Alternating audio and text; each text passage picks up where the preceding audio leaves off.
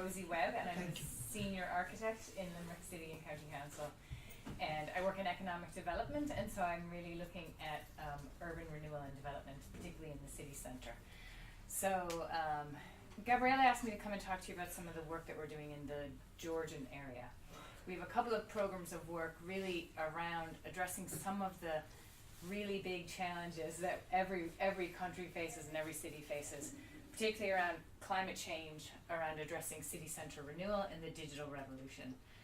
So just firstly to talk about climate change, this is a map that was produced by the School of Architecture of the flood risk.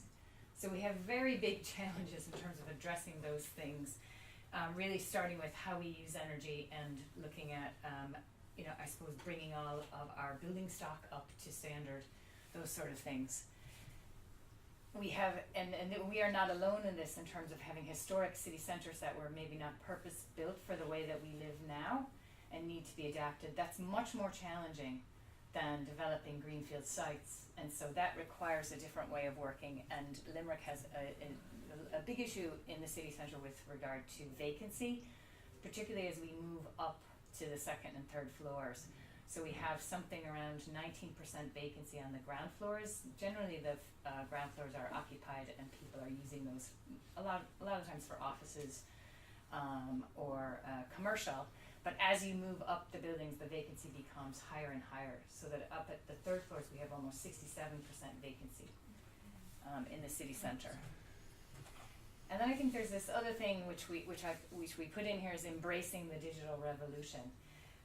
We have all kinds of new tools and ways of working because of not just digital things, but also cooperative systems or the internet, disruptive technologies, these sort of things.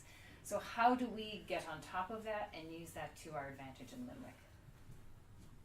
So we are really focusing on a specific area of the city centre in terms of looking at this renewal function, but also trying to get people to live back in the city centre. We're really interested in trying to revive the city centre in a really holistic way. And so we have defined a very set zone to look at this almost as a kind of a living lab or a kind of a trial area of the city where we'll be very active in this way. So I'm going to describe to you two programs of work that we're starting on. One of them is a big pot of money from the EU, Davy. And it took us 2 years to get this together. And Limerick is part of a consortium where we got money from the Smart Cities and Sustainable Communities Fund. The overall project is 30 million. And it involves a number of cities working together. So the way these projects work is there are 2 lighthouse cities. So although we're not on the sea, we are a lighthouse city, and we will be the first lighthouse city in Limerick. And I think we are probably the smallest lighthouse city. So the lighthouse cities that are currently, this is a program of research funding that's been ongoing for a number of years. So you have a lot of European capitals, London, Barcelona, these types of places. But the way it works is that you have to team up. So you have 2 leader cities who do a number of demonstration projects. We're teamed up with Trondheim in Norway. And then you have follower cities who replicate these demonstration projects that you do. So our fellow cities are in Estonia, Romania, Bulgaria, the Czech Republic, and in Spain. And really this is all around trying to create a positive energy block. So a number of buildings that work together to exchange energy and who become net prosumers of energy rather than consumers. So the idea is buildings will be so energy efficient that they will actually not be spending energy, but they'll actually be producing it through their renewables, and they'll be able to contribute that back either as an exchange to other buildings or between buildings and cars, or as a group, and a community energy company contributing back to the grid. And the idea is, just back 1 minute, that we will, so the image shows our existing building stock, bringing that up to standard, really working with a small block, a group of buildings working together, and then trying to move that into a positive energy district, and then a positive energy city, and then a positive energy county, and then so kind of moving up that way incrementally. And really it's around So what the bid pays for, what the European Research Award pays for, is the innovation side of it. So we can get out of that things that are not really at the market already, so companies who've developed platforms and ways of working that are not really out on the market yet, but we can't get things like capital money. We can't get money to do up buildings or anything like that. So it pays for these kind of platforms that allow us to do this. So just to tell you a little bit about it, the way the bid is structured without getting into too much detail, is the idea that we will prototype the future through having digital models, a bold city vision, and ways that the models allow us to kind of scenario test, so we can take data and energy from people who are using their buildings now, do tests for them and give them suggestions for how they might improve it. And then really what we're doing is we're creating a community energy company, so that a cooperative energy company that will work together. And so we have a company called Smart and Power who will be setting up this community energy company. It involves a storage battery, but more importantly, digital platforms that allow people to cooperate, to see what other people in the district are doing. They can also aggregate energy to take energy off the grid. So at the moment in Ireland, we actually produce more renewables than we can bring onto the energy grid, because it's variable and we can't guarantee its quality. So you can't really individually contribute back as an individual person, but you have to work as a group, because you can then ensure the quality, and you can also work together to take energy off the grid, allowing more renewables to come on. So those models already exist, but are generally kind of at the kind of, let's say, larger commercial scale. So you'll have companies that have formed around asking, let's say, big warehousing type places to take energy off the grid when it's windy. We want to do this with a cooperative group of individuals.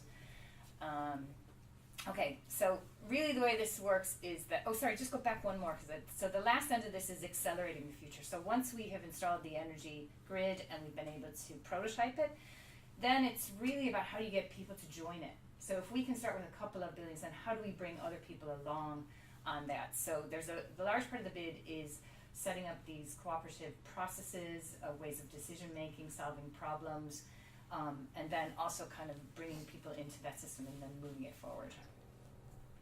Okay, so we have basically what are a bunch of demonstration projects. We have 11 of those, and they're all around this idea of prototyping the future. So we'll have digital models, enabling the future, where we are creating this regulatory zone. So at the moment in Ireland, although we have legislation that allows us to contribute back to the energy grid, we haven't regulated for it.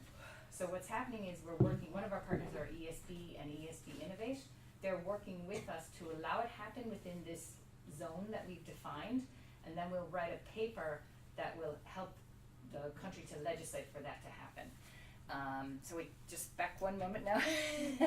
We're also going to be creating the community, the positive energy block, and we're looking at e-mobility as well. How would it work with sharing cars or electric cars? How could those work in this? And then looking at this local trading market. So we have a peer-to-peer trading platform that allows people, if they do save energy, they can save on their energy bills, but they might also want to trade for other things. So whether it's a coupon for their local pizza place, or whether it's a babysitting service or whatever. So we have a platform that allows us to do that. And then we also have these kind of co-creation processes that will allow people to figure out what the problems are in their area, what do they want to solve, and then also just prototype that, just try to solve some problems of it, and then get feedback in terms of whether that works or not. And lastly, we're looking at investment models. The reasons we're doing this, we have 5 reasons to do this, around clean energy, but also then increasing our jobs in that new field, those new ways of working. One of our key reasons is to reduce vacancy and underuse. So we have a lot of buildings that just aren't being used to their full potential. To increase the uptake of e-mobility, and then to look at these smart community cooperation models. And really, the rest of the world will be looking at Limerick, so that puts us at the forefront in terms of being leaders in this area. Okay, so I have just a few slides to talk about the bid that Sarah was talking about, which we actually don't have all the detail about that yet, but we hope to get that in the next few days. Just if you go back one, it's just so what I said to you earlier was that the EU money doesn't pay for any capital work, but this work does. So we're looking at really this whole concept in terms of trying to provide a place where we can, so the National Spatial Strategy looks for us to develop in existing city centres and built up areas rather than out in greenfield sites. So this is really a strategy for compact growth around, and is paralleled with that Horizon 2020 money. So and work that we're doing. So again, looking at these challenges that we have, really around vacancy. We also know that we have very few older people living in the city centre, despite the fact that people say to me all the time, God, I'd love to retire into the city centre. If only there was a nice place to live that I would feel comfortable in. And I think a lot of the fear is around the community that they might, that they want to have people like themselves living there that they would get along with. So we do really want to look at the type of accommodation that we're providing and the people that we're attracting there, and encourage, if we're going to be doing some work about developing some of the buildings that we own, we want to encourage the kinds of development that the market isn't providing for now, and we want to demonstrate that. We also are worried about inflation, particularly because we've been very successful in bringing a bunch of new jobs into the city centre. Okay.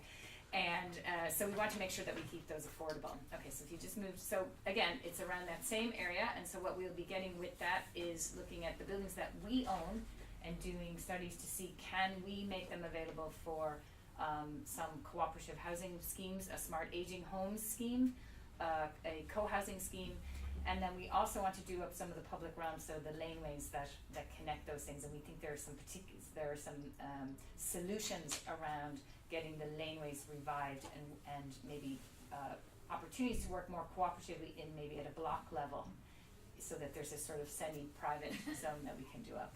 I think that's my last slide. Yeah, thank you very much.